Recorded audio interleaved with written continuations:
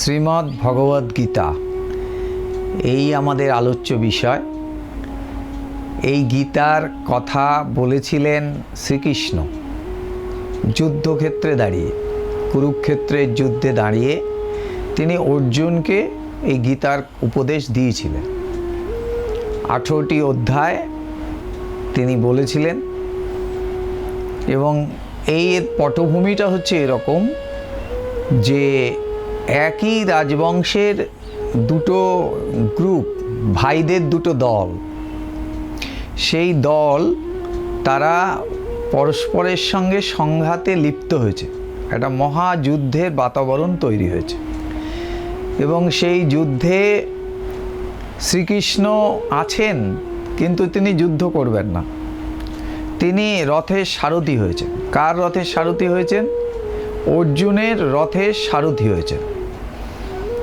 এবং এর পেছনের ব্যাপারটা হচ্ছে এই যে শ্রীকৃষ্ণের সাহায্যের জন্যে অর্জুনও গেছিলেন, দুর্যোধনও গেছিলেন। সেই সময় শ্রীকৃষ্ণ তিনি শয়নে ছিলেন। তিনি যখন জেগে উঠলেন দেখলেন যে পায়ের সামনে বসে আছেন অর্জুন এবং অর্জুনকে জিজ্ঞাসা করলেন, অর্জুন তুমি এসছো? দুর্যোধন মাথার কাছে বসেছিলেন। দুর্যোধন বলছে, হ্যাঁ আমিও আছি।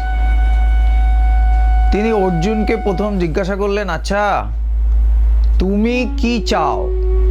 তুমি এই যে আসন্ন যুদ্ধ, এই যুদ্ধে তুমি কি চাও? আমার কাছ থেকে তুমি কি চাও?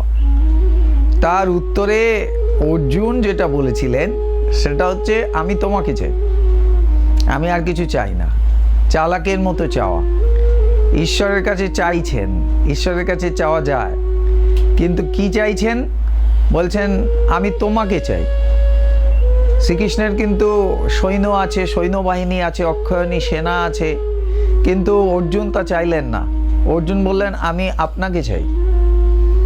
আর দুর্যোধন তিনি ভাবছেন অর্জুন কি বোকা, এত বড় একটা সুযোগ, তার এত বড় সৈন্যবাহিনী, যুদ্ধে সৈন্যরাই যুদ্ধ করে, আর শ্রীকৃষ্ণ বলেছেন আমি অস্ত্র ধারণ করব না, সেখানে এককভাবেই এনাকে নিয়ে অর্জুনের কি লাভ হলো? কি বোকা।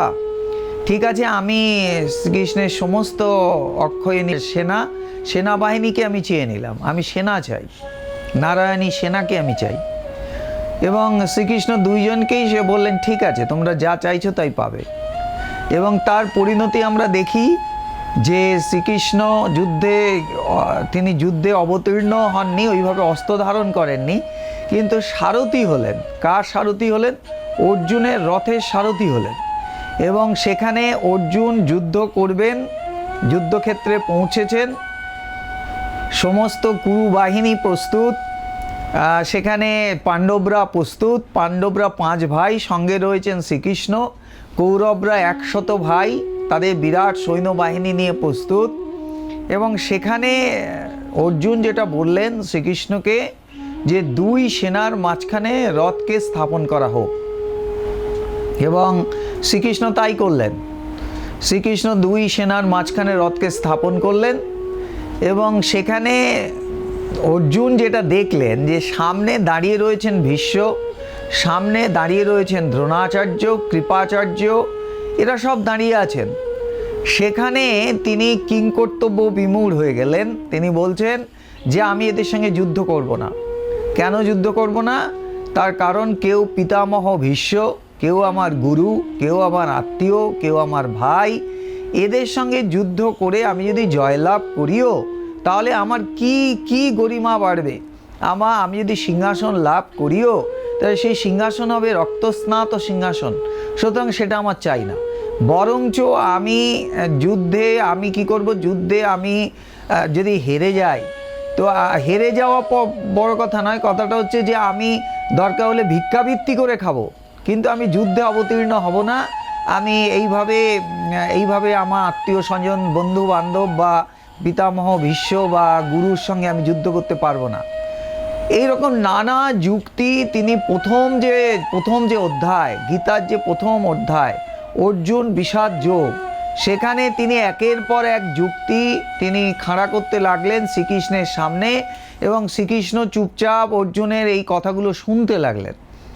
শুনতে শুনতে এক সময় তিনি বললেন, অর্জুন যেটা বললেন যে আমার কি করা উচিত কি করা উচিত না আমি বুঝতে পারছি না, আমি সংশয়চিত্ত, আমি তোমার শিষ্যত্ব গ্রহণ করলাম এবং তুমি আমাকে উপদেশ দাও এই মুহূর্তে আমি কি করব, আমি কার্পণ্য দোষে দুষ্ট, আমি বুঝতে পারছি না এই মুহূর্তে আমার কি করা উচিত কি করা উচিত না, আমি সংশয়চিত্ত, সুতরাং আমাকে উপদেশ দাও এই মুহূর্তে আমার কি করা উচিত। তখনই শ্রীকৃষ্ণ এই উপদেশ শুরু করলেন, সাংখ্যযোগেই অ্যাকচুয়ালি তিনি উপদেশটা শুরু করলেন। এই যে উপদেশ শুরু করলেন এটাই হচ্ছে মূল প্রতিপাদ্য বিষয়। শ্রীকৃষ্ণ অর্জুনকে বললেন, সামনে অর্জুন রয়েছে, অর্জুনকে আমরা জীবাত্মা হিসাবে দেখতে পারি, এবং আমরা শুধুমাত্র যে অর্জুনকে তিনি বলেছেন তা না, অর্জুনকে উপলক্ষ করে তিনি সবাইকে বলেছেন কথা, সমস্ত জীবাত্মার উদ্দেশ্যেই একটি কথাই বলেছেন। কি বলেছেন?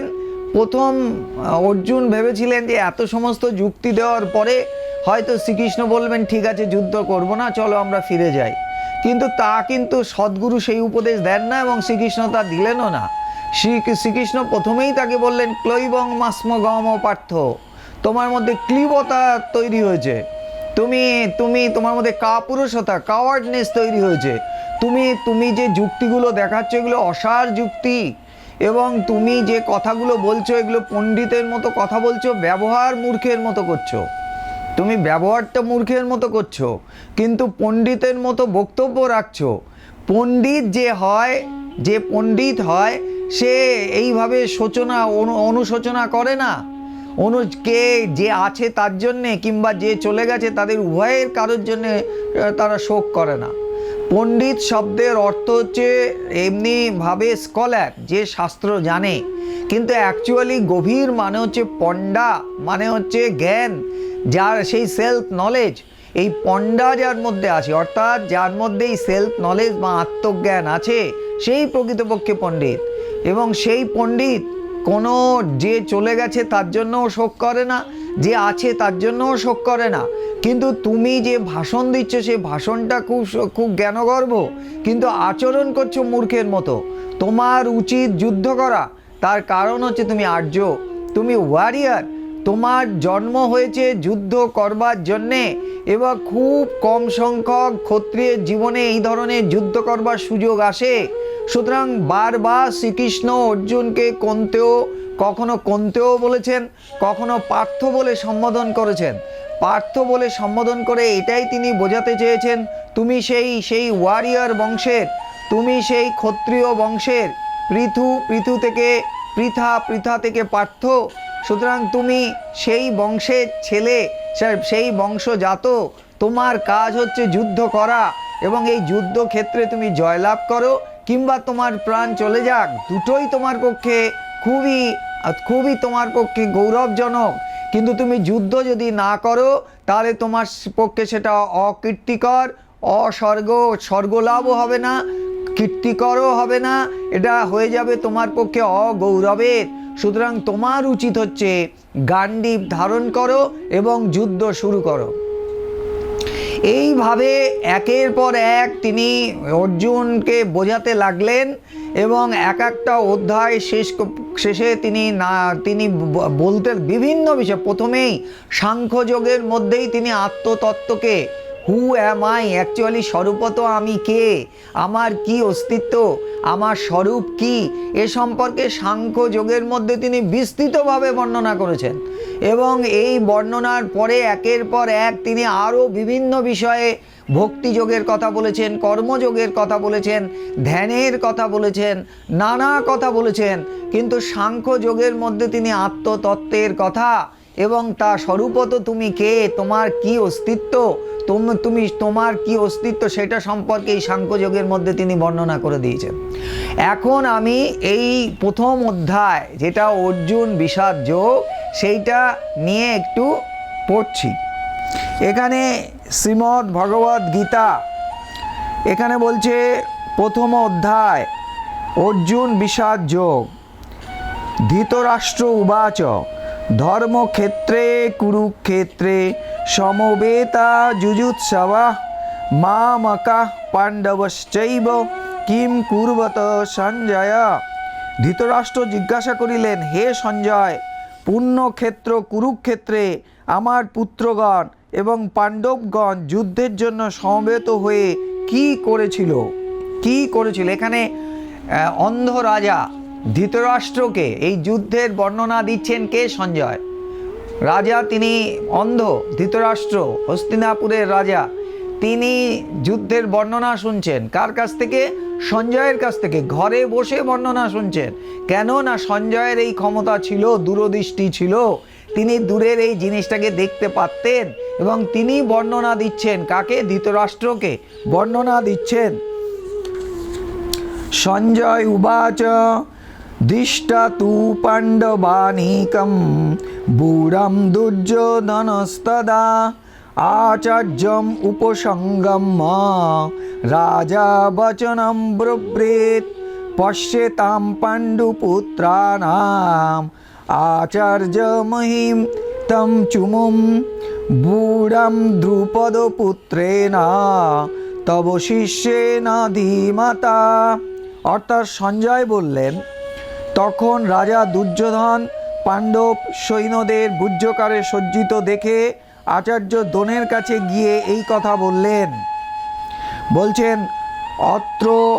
অত্র শূরা মহেশাসা ভীমার্জুন সমাযুধি যুযুধান বিরাটশ্চ দ্রুপদশ্চ মহারথঃ ধৃষ্টকেতুশ্চ কীতানা কাশীরাজশ্চ বীর্যবান পুরুজিৎ কুন্তিভোজশ্চ শৈবশ্চ নরপুঙ্গবঃ যুধামানশ্চ বিক্রান্ত উত্তমৌজাশ্চ বীর্যবান সৌভদ্র দ্রৌপদায়াশ্চ সর্ব এবে মহারথা। বলছে কি? এর মানে কি? এর মানে হচ্ছে যে বলছে, হে বিপ্রবর, আমাদের পক্ষে যারা বিশিষ্ট যোদ্ধা ও সেনাপতি আছেন তাদের সম্বন্ধে শুনুন। আপনার অবগতির জন্যে তাদের নাম বলছি। আমাদের পক্ষে আপনি ভীষ্ম, কর্ণ, সমর বিজয়, কৃপাচার্য, অশ্বত্থমা, আমার কনিষ্ঠ ভ্রাতা বিকর্ণ, সোমদত্তের পুত্র ভূরিশ্রবা ও সিন্ধুরাজ জয়দ্রথ আছেন। অন্য বহু বীর আছেন যারা আমার জন্যে নিজ প্রাণ ত্যাগ করতেও কৃত সংকল্প এবং তারা অস্ত্র প্রহরণ পরিচালনায় সুদক্ষ ও যুদ্ধ নিপুণ। এটা হচ্ছে যুদ্ধের বর্ণনা দিয়ে চলেছেন, কিভাবে যুদ্ধটা, কোথায় কে অবস্থান করছে, কে কে আমাদের পক্ষে আছে, এই সমস্ত বর্ণনা দিয়ে চলেছেন। সেটা সঞ্জয় বলছেন ধৃতরাষ্ট্রকে। আর এই যে প্রশ্নটা, এই যে বর্ণনাটা দিয়ে দিচ্ছেন যুদ্ধক্ষেত্রে, সেই যুদ্ধক্ষেত্রে বর্ণনাটা দিচ্ছেন কে? দুর্যোধন যে এই বর্ণনাটা দিচ্ছেন।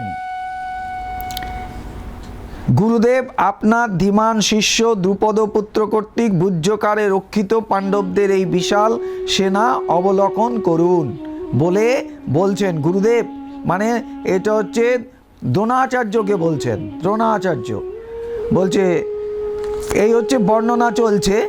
এইবার বলছে কি? অপর্যাপ্তম তস্মাদাকম বলম ভীষ্মাভিরক্ষিতম পর্যাপ্তম তীরমেতেশম বলম ভীমাভিরক্ষিতম অয়নেষু চু সর্বেষু যথা ভাগমস্থিতা ভীষ্মেবাক্ষিরক্ষন্তু ভবন্তু সর্ব এবহি তস্য সংজনয়ন হর্ষম কুরু বৃদ্ধ পিতামহ সিংহনাদম বিনোদোচ্চৈ শঙ্খম দম্নৌপতাপবান। এইভাবে সমস্ত ভীষ্ম কর্তৃক সুরক্ষিত আমাদের সৈন্যবল অপরিমিত। বলছে কিন্তু ভীষ্ম কর্তৃক পরিচালিত পাণ্ডব সৈন্য পরিমিত, অর্থাৎ যুদ্ধ জয়ের পক্ষে যথেষ্ট নয়। এখন আপনারা সকলেই নিজ নিজ বিভাগ অনুসারে সব বুহ্য দ্বারে অবস্থিত থেকে ভীষ্মকেই সর্বপ্রকারে রক্ষা করুন। তখন প্রতাপশালী কুরুবৃদ্ধ পিতামহ ভীষ্ম দুর্যোধনের আনন্দ বিধান করে উচ্চ সিংহনাদ সহকারে শঙ্খধ্বনি করলেন। তত শঙ্খাশ্চ ভেজশ্চ পনবানক গোমুখা সহসৈবাভ্যনন্ত সশব্দমূলভবৎ। তত শ্বেতৈঃ যুক্তে মহতি সান্দনস্থিত মাধব পাণ্ডবশ্চৈব দিব্যৌ শঙ্খৌ পদপ্তুতু। পাঞ্চজন্যম ঋষিকেশ দেবদত্তম ধনঞ্জয়া পণ্ডন্দম নো মহাশঙ্খম ভীমকর্ম বিকদরা। সঙ্গে সঙ্গে শঙ্খ, ভেরি, পনব, আনক, গোমক প্রভৃতি রণবাদ্য সহসা ভীষণ শব্দে বেজে উঠল, অথবা রণবাদ্য সকল সহসা বেজে উঠতে সে শব্দ তুমুল অর্থাৎ শত্রুপক্ষের ভয়দায়ক হয়ে উঠল। তারপর অন্যান্য শ্বেতস্যযুক্ত এক মহারথে আরু শ্রীকৃষ্ণ অর্জুন দিব্য শঙ্খধ্বনি করলেন। তারপরে অনন্ত বিজয়ম রাজা কুন্তি পুত্র যুধিষ্ঠিরা নকুল সহদেবশ্চ সুঘোষ মণিপুষ্পক কাশ্চশ্চ পরমেশ্বাস শিখণ্ডী চ মহারথ ধৃষ্টদ্যুম্ন বিরাটশ্চ সাত্ত্বকিশ্চ পরাজিতাঃ দ্রুপদ দ্রৌপদায়াশ্চ সর্বস্ব পৃথিবীপতে সৌভদ্রশ্চ মহাবাহু শঙ্কান্দম নো পৃথক পৃথক সঘোষো ধার্তরাষ্ট্রাণং হৃদয়ানি বদারয়াৎ নভশ্চ পৃথিবীশ্চৈব তুমুলভ্যনুনাদয়ান। শ্রীকৃষ্ণ পাঞ্চজন্য নামক শঙ্খ, অর্জুন দেবদত্ত নামক শঙ্খ এবং ভীষণকর্মা ভীম পৌণ্ড্র নামক মহাশঙ্খ বাজালেন। কুন্তির পুত্র রাজা যুধিষ্ঠির অনন্ত বিজয় নামক শঙ্খ আর নকুল ও সহদেব যথাক্রমে সুঘোষ এবং মণিপুষ্পক নামক শঙ্খ বাজালেন। হে রাজন, মহাধনুদ্ধর কাশীরাজ মহারথ শিখণ্ডী ধৃষ্টদ্যুম্ন বিরাট রাজ অজেয় সাত্ত্বকী দ্রুপদ দ্রৌপদীর পঞ্চপুত্র মহাবাহু সুভদ্রাপুত্র অভিমন্যু এরা সকলেই পৃথক পৃথক শঙ্খ বাজালেন। সেই তুমুল শঙ্খধ্বনি ধৃতরাষ্ট্রপুত্র ও তৎপক্ষীয়দের হৃদয় যেন বিদীর্ণ করে আকাশ ও পৃথিবী প্রতিধ্বনিত করল। হে রাজন, অনন্তর বানর চিহ্নিত পতাকাযুক্ত রথে আরূঢ় অর্জুন ধৃতরাষ্ট্রের পুত্রদের যুদ্ধের জন্য প্রস্তুত হয়ে অবস্থান করতে দেখে শস্ত্র নিক্ষেপে উদ্যত হয়ে ধনু তুলে নিয়ে শ্রীকৃষ্ণকে এই কথা বললেন। এইবার তিনি শ্রীকৃষ্ণকে বলতে শুরু করলেন, তার কথা শ্রীকৃষ্ণকে এবার বলতে শুরু করলেন। এটা হচ্ছে শ্রীকৃষ্ণের সঙ্গে এবার তার কথা শুরু হবে। বোঝা গেল কথাটা? অর্জুন উবাচ, এখান থেকে শ্রীকৃষ্ণ অর্জুন বলতে শুরু করলেন। কি বলতে শুরু করলেন? দৃষ্টে মানসজানান কৃষ্ণ যজুৎসুন সমবেস্তান সিদন্তি মম গাত্রাণি মুখঞ্চ পরিশুষ্যতি। অর্জুন, সেখানে অর্জুন উভয় সেনার মধ্যে অবস্থিত ভূরিশ্রবাদী পিতৃব্যগণ, ভীষ্মাদি পিতামহগণ, দ্রোণাদি আচার্যগণ, শল্যাদি মাতুলগণ, ভীম দুর্যোধনাদি ভাতৃগণ, লক্ষণাদি পুত্রগণ, পৌত্রগণ, অশ্বত্থামাদি বন্ধুগণ, দ্রৌপদাদি শ্বশুরগণ এবং কৃতবর্মাদি বন্ধুবর্গকে উপস্থিত দেখলেন। সেই সব বন্ধুদের যুদ্ধে অবস্থিত দেখে অতীব করুণবিষ্ট হয়ে দুঃখিত চিত্তে অর্জুন এই কথা বললেন। বোঝা গেল? অর্জুন এইবার এই কথা বলতে শুরু করলেন। বিপত্তুশ্চ শরীরে মে রোম হর্ষশ্চ জায়তে গান্ডীবং শস্রতে হস্তাৎ ত্বক চৈব পরিদহতে ন চ শক্লম্য বস্তাতুম ভ্রমতীব চ মে মনঃ নিমিত্তানি চ পশ্যামি বিপরীতানি কেশব ন চ শ্রেয়ানু পশ্যামি হত্যা স্বজনমা হবে ন কাঙ্ক্ষে বিজয়ং কৃষ্ণ ন রাজ্যম সুখানি চ। অর্জুন বললেন, হে কৃষ্ণ, যুদ্ধখামি এই স্বজনদের সামনে অবস্থিত দেখে আমার শরীর অবসন্ন হচ্ছে। এই হচ্ছে বিষাদ, এই হচ্ছে বিষাদ। মুখও শুকিয়ে যাচ্ছে, সর্বাঙ্গে কম্পন ও রোমাঞ্চ হচ্ছে, হাত থেকে গান্ডীব ধনু স্খলিত হচ্ছে এবং সর্বাঙ্গে যেন জ্বালা অনুভব করছি। এইখানে অর্জুন শ্রীকৃষ্ণকে তার ভাবটাকে বর্ণনা করছেন যে আমি সামনে যাদের দেখছি, এই ভ্রাতা, বন্ধু, বিশ্ব পিতামহ, গুরু, এদের দেখে আমার আর যুদ্ধ করবার ইচ্ছা হচ্ছে না। আমার মুখ শুকিয়ে যাচ্ছে, আমার মুখ শুকিয়ে যাচ্ছে এবং সারা গা কম্পিত হচ্ছে, আমি কাঁপছি। এই বর্ণনা করছেন, এইভাবে তিনি তার অবস্থাকে জ্বালা অনুভব করছি। হে কেশব, আমি স্থির থাকতে পারছি না, আমার মনও যেন ঘুরছে, আমি নানা দুর্লক্ষণ দেখছি। হে কৃষ্ণ, যুদ্ধে স্বজনদের বধ করে আমি তো কোনো মঙ্গল দেখতে পাচ্ছি না। আমি যুদ্ধে জয়লাভ আকাঙ্ক্ষা করি না, রাজ্য বা সুখভোগও কামনা করি না। এগুলো আমি করি না, এগুলো আমি করি না। কিং রাজ্যেন গোবিন্দ কিম ভোগৈর্জীবিতেন বা যেষামর্থে কাঙ্ক্ষিতম নো রাজ্যম ভোগা সুখানি চ ত ইমে বস্তিতা যুদ্ধে প্রাণম তক্তাধানানি চ আচার্য পিতরা পুত্র তথৈব চ পিতামহা মাতুলা শ্বশুরা পৌত্রা শালা সম্বন্ধীন তথা এত্তান হন্তমিচ্ছামি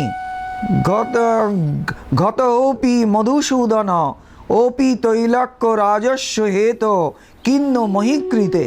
হে কৃষ্ণ, আমাদের রাজ্যে কি প্রয়োজন, অর্থাৎ রাজ্য লাভ করে আমাদের কি হবে, আর সুখভোগ বা জীবন ধারণেই বা কী লাভ, যেহেতু তাদের জন্য রাজ্যভোগ ও সুখাদি আমরা কামনা করি। সেই সব আচার্য, পিতৃব্য, পুত্র, পিতামহ, মাতুল, শ্বশুর, পৌত্র, শালক ও স্বজনবৃন্দ সকলেই নিজ নিজ প্রাণ ও ধনাদির আশা পরিত্যাগ করে যুদ্ধক্ষেত্রে উপস্থিত হয়েছেন। হে মধুসূদন, যদি এরা আমায় মেরেও ফেলে তবু আমি এদের মারতে ইচ্ছা করি না, এবং এ পৃথিবীর কথা কি তৈলক্য রাজ্যর জন্য না। নিহত ধাতরাষ্ট্রণ না কা প্রীতি সজ্জনার্দন পাপমেবাশ্রয়দস্মান হত্যান ততনিয়ান তস্মান্নহং ভয়ম হন্তু ধাতরাষ্ট্রণ সবান্ধবান স্বজনং হি কথং হত্যা সুখীন শ্যাম মাধব। হে জনার্দন, ধৃতরাষ্ট্রের পুত্রদের বধ করে আমাদের কি সুখ হবে? যদিও এরা আততায়ী, তবু এদের হত্যা করলে অবশ্যই আমাদের পাপ আশ্রয় করবে। সেজন্যে বান্ধবগণ সহ দুর্যোধনাদিকে হত্যা করা আমাদের উচিত নয়। হে মাধব, স্বজনবর্গকে বধ করে আমাদের পক্ষে সুখী হওয়া কিভাবে সম্ভব? নিবেদন করছে এসটিভি বাংলা, সঠিক কথা সহজে বলা।